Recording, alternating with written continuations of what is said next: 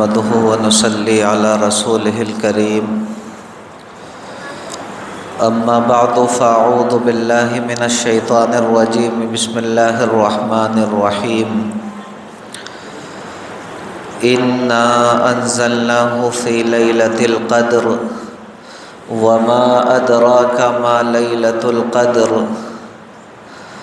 ليلة القدر خير من 1000 شهر تنزل الملائكة والروح فيها بإذن ربهم من كل أمر سلام هي حتى مطلع الفجر آمنت بالله صدق الله مولانا العظيم وصدق رسوله النبي الكريم ونحن على ذلك من الشاهدين والشاكرين والحمد للہ رب العالمین۔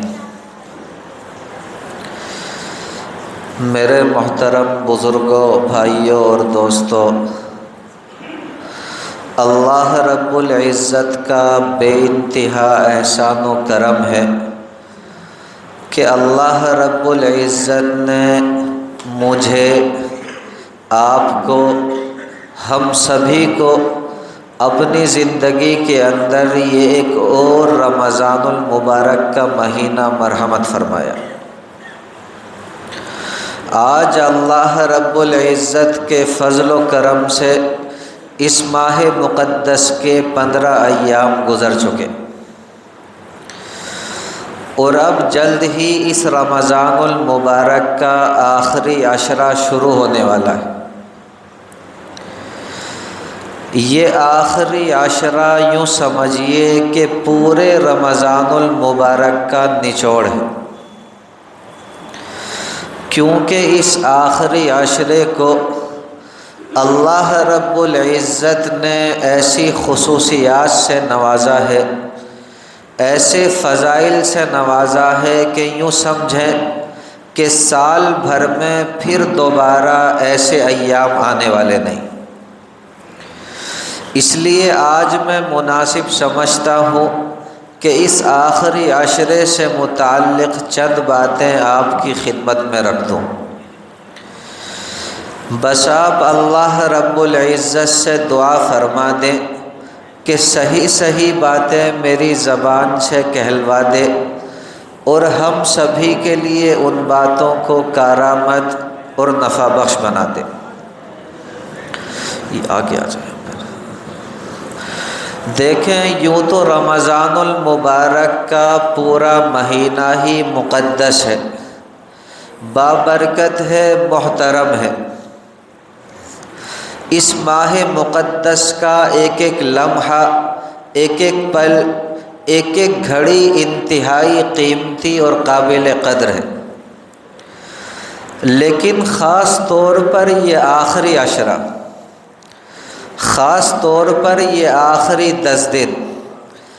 نبی کریم سرور دو عالم صلی اللہ علیہ وسلم کے ارشادات کی روشنی میں اللہ رب العزت کی عبادت کے لیے خاص کیفیات رکھتے ہیں۔ چنانچہ دیکھیں، حدیث شریف کے اندر آتا ہے، بخاری و مسلم شریف کی حدیث ہے، سیدہ عائشہ صدیقہ رضی اللہ تعالی عنہا فرماتی ہیں کہ جب یہ آخری عشرہ آتا تو نبی اکرم صلی اللہ علیہ وسلم کا معمول مبارک یہ ہوتا، احی اللیل، آپ صلی اللہ علیہ وسلم اپنی رات کو جاگ کر گزارتے، ایقظ اہلہ، اپنے گھر والوں کو بھی جگاتے، وجد وشد المئذر، اور رات بھر عبادت میں محنت کرنے کے لیے اپنی کمر کس لیتے۔ اسی طرح مسلم شریف کی ایک اور حدیث مبارکہ کے الفاظ ہیں، یہی سیدہ عائشہ صدیقہ رضی اللہ تعالی عنہا فرماتی ہیں کہ یجتہد فی العشر الاواخر ما لا یجتہد فی غیرہا، کہ نبی اکرم صلی اللہ علیہ وسلم اس آخری عشرے کے اندر عبادات میں جتنی محنت کرتے سال کے دوسرے ایام کے اندر اتنی محنت نہیں فرماتے۔ عام دنوں کے اندر بھی آپ حضرات نے سنا ہوگا کہ نبی اکرم صلی اللہ علیہ وسلم تہجد کی نماز روزانہ پڑھا کرتے، جس کی رکعتیں بڑی لمبی ہوتی۔ کبھی نبی اکرم صلی اللہ علیہ وسلم آدھی رات تہجد کی نماز میں گزار دیتے، کبھی ایک تہائی رات عبادت میں گزار دیتے۔ لیکن اس آخری عشرے کے بارے میں سیدہ عائشہ صدیقہ رضی اللہ تعالی عنہا فرماتی ہیں کہ ان راتوں میں عبادت کے لیے نبی اکرم صلی اللہ علیہ وسلم اپنی کمر کس لیتے، یعنی رات بھر عبادت کے لیے تیار ہو جاتے۔ عام دنوں کے اندر نبی اکرم صلی اللہ علیہ وسلم کی عبادت کا کیا معمول تھا، آپ صلی اللہ علیہ وسلم کی تہجد کی نماز کا کیا معمول تھا، وہ بھی آپ سنیں۔ دیکھیں نسائی شریف کے اندر حدیث ہے کہ جب نبی اکرم صلی اللہ علیہ وسلم تہجد کی نماز کے لیے بیدار ہوتے تو اس طرح بیدار ہوتے ان تعالی رویدہ، آپ صلی اللہ علیہ وسلم بالکل آہستہ سے اپنے چپل لیتے، اخذ رداءہ رویدہ، پھر بالکل آہستہ سے دھیرے سے اپنی چادر لیتے، اور ثم فتح الباب رویدہ، پھر بالکل آہستہ سے نبی اکرم صلی اللہ علیہ وسلم اپنا دروازہ کھولتے، گیٹ کھولتے۔ دیکھیں یہ سارے کے سارے افعال نبی اکرم صلی اللہ علیہ وسلم آہستگی سے اس وجہ سے انجام دیتے کہ کہیں ایسا نہ ہو میرے اٹھنے کی آواز سے،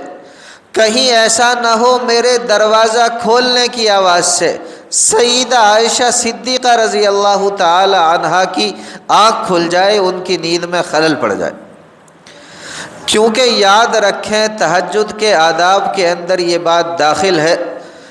کہ اگر آپ تہجد کی نماز کے لیے اٹھے، اللہ رب العزت نے آپ کو تہجد کی نماز پڑھنے کی توفیق دے دی، تو آپ کے لیے یہ مناسب نہیں کہ آپ پورے محلے کو جگاتے پھریں یا اپنے سارے گھر والوں کو جگاتے پھریں، بلکہ دیکھیں تہجد میں اٹھنے والے ہر بندے کو اس بات کا اہتمام کرنا چاہیے کہ میرے کسی بھی عمل کی وجہ سے سونے والے کی آنکھ نہ کھلے، اس کی نیند کے اندر خلل نہ پڑے، کیونکہ تہجد کی نماز فرض و واجب نہیں، اس کی وجہ سے کسی سونے والے کو تکلیف دینا، اس کی نیند کے اندر خلل ڈالنا میرے پیارے بھائیوں یہ جائز نہیں۔ اسی لیے نبی اکرم صلی اللہ علیہ وسلم تہجد کے لیے بیدار ہوتے تو اس طرح بیدار ہوتے کہ برابر میں لیٹی ہوئی سیدہ عائشہ صدیقہ رضی اللہ تعالی عنہا کو بھی احساس تک نہیں ہوتا۔ یہ ہو گیا نبی اکرم صلی اللہ علیہ وسلم کی عام دنوں کی تہجد کی نماز کا معمول۔ لیکن دیکھیں رمضان المبارک کے اس آخری عشرے کے بارے میں سیدہ عائشہ صدیقہ رضی اللہ تعالی عنہا فرماتی ہیں کہ نبی اکرم صلی اللہ علیہ وسلم نہ صرف یہ کہ خود جاگتے، ایقظ اہلہ، بلکہ اپنے گھر والوں کو بھی جگاتے، اور یہ فرمایا کرتے کہ یہ آخری عشرہ ہے، یہ اللہ رب العزت کی رحمتوں کا موسم بہار ہے۔ اس آخری عشرے کے اندر اللہ رب العزت کی رحمت کی گھٹائیں اس کے بندوں کے اوپر جھوم جھوم کر کے برسا کرتی ہیں۔ اس آخری عشرے کے بابرکت اوقات کے اندر سوتے رہنا یہ بڑی ہی محرومی کی بات ہے، لہٰذا اٹھ جاؤ اور اٹھ کر کے اللہ رب العزت کی رحمتوں سے اپنے دامنوں کو بھر لو۔ یہ ہے میرے پیارے بھائیوں اس آخری عشرے کی فضیلت۔ اللہ رب العزت ہر مومن کو قدردانی کی توفیق مرحمت فرما دے۔ پھر آپ دیکھیں اس آخری عشرے کے اندر اللہ جل جلالہ نے ایک رات رکھی ہے جس کا نام ہے شب قدر، جس کے بارے میں قرآن مقدس کے اندر اللہ جل جلالہ کا فرمان ہے کہ لیلۃ القدر خیر من الف شہر، کہ شب قدر 1000 مہینوں سے بہتر ہے۔ یہاں پر سوال یہ پیدا ہوتا ہے کہ اللہ جل جلالہ نے یہ کیوں فرمایا کہ شب قدر 1000 مہینوں سے بہتر ہے؟ جواب اس کا یہ ہے کہ ایک مرتبہ سرکار دو عالم صلی اللہ علیہ وسلم نے اپنے پیارے اصحاب کے سامنے پہلی امتوں کے عبادت گزاروں کا تذکرہ فرمایا، اور یہ فرمایا کہ ان کی عمریں بڑی لمبی ہوا کرتی تھی۔ آپ دیکھیں قرآن مقدس کے اندر خود سیدنا نوح علیہ السلام کے بارے میں اللہ جل جلالہ نے ارشاد فرمایا فَلَبِثَ فِيهِمْ أَلْفَ سَنَةٍ إِلَّا 50 عاما، کہ نوح علیہ السلام کی عمر 950 سال ہوئی۔ آپ کے علاوہ اور امت کی عمریں بڑی لمبی ہوتی تھی، کسی کی 500 سال، کسی کی 700 سال اور کسی کی 1000 سال تک ہوئی۔ تو بہرحال نبی اکرم صلی اللہ علیہ وسلم نے پہلی امتوں کے عبادت گزاروں کا تذکرہ فرمایا، تو صحابہ کرام رضوان اللہ علیہم اجمعین نے بڑی ہی حسرت کے ساتھ بارگاہ نبوی صلی اللہ علیہ وسلم میں عرض کیا کہ یا رسول اللہ صلی اللہ علیہ وسلم، یہ لمبی لمبی عمروں والے لوگ تھے، اور جتنی ان حضرات کی عمریں زیادہ ہوئی اتنا ہی ان حضرات کو اللہ رب العزت کی عبادت کرنے، اللہ رب العزت کی اطاعت کرنے کا موقع بھی زیادہ ملا، کیونکہ ان حضرات نے ساری زندگی عبادت میں گزار دی، اس لیے ان کے روزوں کی تعداد ہم سے زیادہ، ان کی نمازوں کی تعداد ہم سے زیادہ، ان کی تسبیحات کی تعداد ہم سے زیادہ، ان کی نیکیوں کی تعداد ہم سے زیادہ۔ اور اے اللہ کے پیارے حبیب سرکار دو عالم صلی اللہ علیہ وسلم، ہم تو بڑی ہی کم عمروں والے لوگ ہیں، اس لیے اے اللہ کے پیارے حبیب ہم کتنی ہی عبادت کیوں نہ کر لیں تب بھی ان کے مقام کو نہیں پہنچ سکتے، تب بھی ہم ان کی برابری نہیں کر سکتے۔ اس پر میرے پیارے بھائیوں اللہ جل جلالہ نے ہم سب کو یہ شب قدر کا تحفہ مرحمت فرمایا۔ اسی طرح دیکھیں تفسیری روایات کے اندر لکھا ہے کہ ایک مرتبہ نبی اکرم صلی اللہ علیہ وسلم نے اپنے پیارے اصحاب کے سامنے بنی اسرائیل کے ایک شخص کا تذکرہ فرمایا کہ وہ مسلسل 1000 سال تک ہتھیار بند ہو کر اللہ رب العزت کے راستے میں جہاد کرتا رہا۔ یہ سن کر صحابہ کرام کو بڑا تعجب ہوا۔ اسی طرح دیکھیں ایک روایت کے اندر آتا ہے کہ ایک مرتبہ سرکار دو عالم صلی اللہ علیہ وسلم نے حضرت زکریا،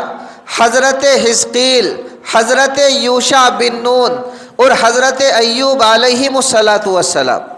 ان 4 حضرات کا تذکرہ فرمایا کہ انہوں نے 80 سال اللہ رب العزت کی عبادت اس طرح کی کہ پلک تک نہیں جھپکی۔ یہ سن کر صحابہ کرام کو بڑا تعجب ہوا۔ اسی طرح دیکھیں ایک روایت کے اندر آتا ہے کہ خود سرکار دو عالم صلی اللہ علیہ وسلم کو یہ احساس ہوا کہ یا اللہ میری امت کی عمریں بڑی کم ہیں اور پچھلی امتوں کی عمریں بڑی زیادہ تھی، اس لیے میرے امتی کتنی ہی عبادت کیوں نہ کر لے یہ پھر بھی ان کے مقام کو نہیں پہنچ سکتے۔ اس پر اللہ جل جلالہ نے یہ شب قدر کا تحفہ دیا۔ تو دیکھیں بہرحال وجہ جو بھی رہی ہو،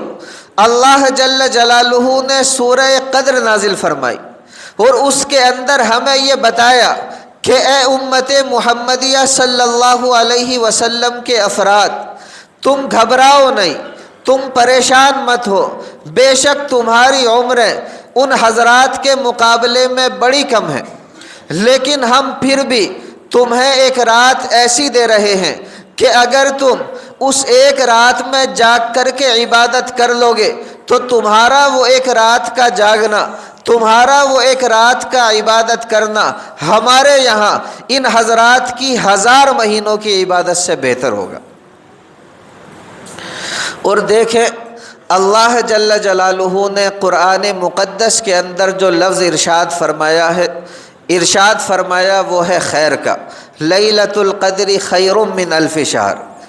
اور عربی جاننے والے حضرات جانتے ہیں کہ خیر کے معنی فقط بہتر ہی نہیں بلکہ کہیں زیادہ بہتر کے آتے ہیں،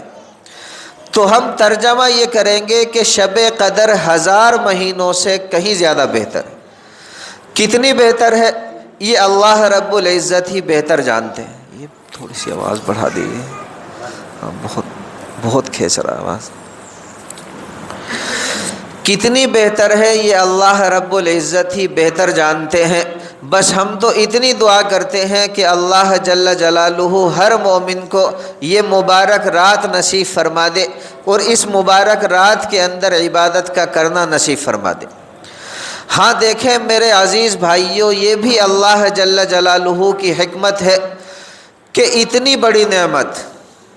اتنی بڑی دولت اگر اللہ جل جلالہ ہمیں ایسے ہی دے دیتے تو پھر ہم ناقدری کرتے، ہم سارے سال گناہ کرتے اور صرف اس ایک رات کے اندر عبادت کر لیا کرتے، اللہ جل جلالہ سے معافی مانگ لیا کرتے۔ اس لیے اللہ جل جلالہ نے یہ ارشاد فرمایا کہ بھائی اس نعمت کے حاصل کرنے کے لیے تھوڑی مشقت بھی اٹھاؤ، اس دولت کو حاصل کرنے کے لیے تھوڑی تکلیف بھی اٹھاؤ۔ وہ یہ کہ ہم تمہیں یہ نہیں بتاتے کہ یہ رات ہوتی کون سی ہے، بس اتنا اشارہ دے دیتے ہیں کہ رمضان المبارک کے آخری عشرے کی طاق راتوں میں یہ مبارک رات آتی ہے، یعنی 21، 23، 25، 27، 29، ان 5 راتوں میں سے کسی ایک رات میں یہ رات آتی۔ اور یہ بھی ضروری نہیں کہ اگر اس سال یہ مبارک رات 21ویں شب میں آئے تو پھر اگلے سال بھی 21ویں ہی شب میں آئے، ہو سکتا ہے کہ اگلے سال 23 میں آ جائے، 25 میں آ جائے، 27 میں آ جائے، کسی بھی رات کے اندر آ سکتی ہے۔ تو اگر ہمیں اس مبارک رات کی سعادت کو اور فضیلت کو حاصل کرنا ہے تو میرے پیارے بھائیوں ان 5 راتوں میں جاگنے کا اہتمام کرنا پڑے گا۔ اور میں کہتا ہوں کہ اتنی بڑی نعمت کو حاصل کرنے کے لیے ہمارا 5 راتوں میں جاگ لینا یہ کوئی بڑی بات نہیں۔ آج آپ دیکھیں ذرا سے پیسے کے لیے ہم لوگ جو ہے پورا مہینہ، پورا سال رات بھر کی نوکری اور ڈیوٹیاں کرنے کے لیے تیار ہو جاتے ہیں،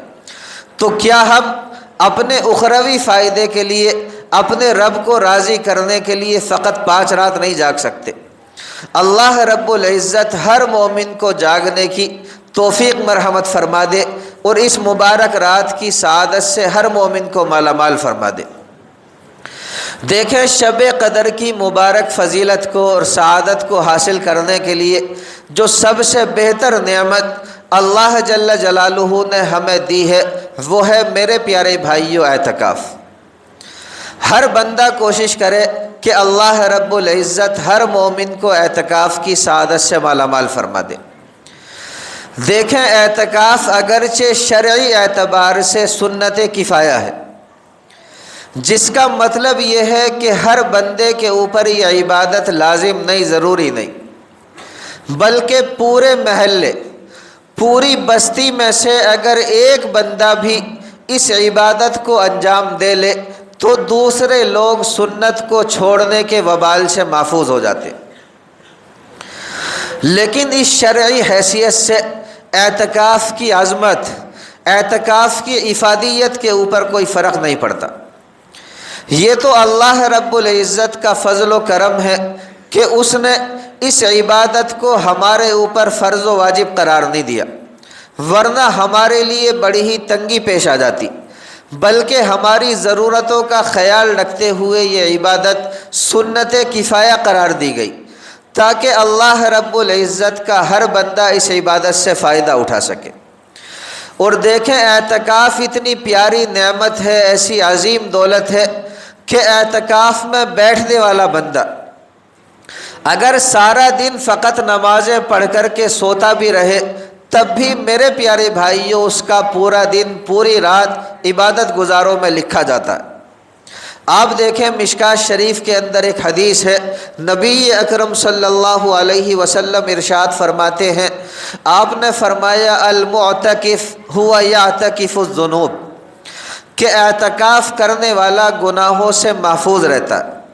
اور فرمایا وَيُجْزَى لَهُ مِنَ الْحَسَنَاتِ كَامِلِ الْحَسَنَاتِ كُلِّهَا، کہ اعتکاف کرنے والے کو ان تمام نیکیوں کا جنہیں وہ اپنے اعتکاف کی وجہ سے کر نہیں سکتا ایسے ہی ثواب دیا جاتا ہے جس طرح ان نیکیوں کے کرنے والوں کو ثواب ملتا۔ مثال کے طور پر یوں سمجھیں کہ اعتکاف میں بیٹھنے والا بندہ ہمارے کسی بھائی کے جنازے میں شریک نہیں ہو سکتا، اسی طرح ہمارے کسی بیمار بھائی کی عیادت کے لیے نہیں جا سکتا، لیکن پھر بھی اللہ رب العزت اسے یہیں بیٹھے بیٹھے یہ اجر و ثواب مرحمت فرماتے۔ اسی طرح دیکھیں علامہ منذری علیہ الرحمٰن نے اپنی کتاب الترغیب والترہیب کے اندر ایک حدیث مبارکہ نقل کی جس میں نبی اکرم صلی اللہ علیہ وسلم نے یہاں تک ارشاد فرمایا، آپ نے فرمایا من اعتکف عشرا فی رمضان، کہ جس بندے نے رمضان المبارک کے 10 دنوں کا اعتکاف کر لیا تو فرمایا کان کحجتین و عمرتین، وہ ایسا ہے جیسا کہ اس نے 2 حج ادا کر لیے ہوں اور 2 عمرے ادا کر لیے ہوں۔ اس سے آپ اندازہ لگا سکتے ہیں کہ اعتکاف کی کتنی فضیلت ہے۔ اللہ رب العزت سے دعا کریں میرے لیے، اپنے لیے، ساری امت مسلمہ کے لیے، کہ اللہ رب العزت ہم سب کو آخری عشرے کی بھی قدردانی کی توفیق مرحمت فرمائے، اسی طرح میرے پیارے بھائیوں شب قدر بھی نصیب فرمائے، اس کی قدردانی کی توفیق بھی مرحمت فرمائے، اسی طرح اعتکاف کی برکت سے بھی ہر مومن کو مالا مال فرمائے۔ اللہ ہم سبھی کو کہنے سننے سے زیادہ عمل کی توفیق مرحمت فرما دے۔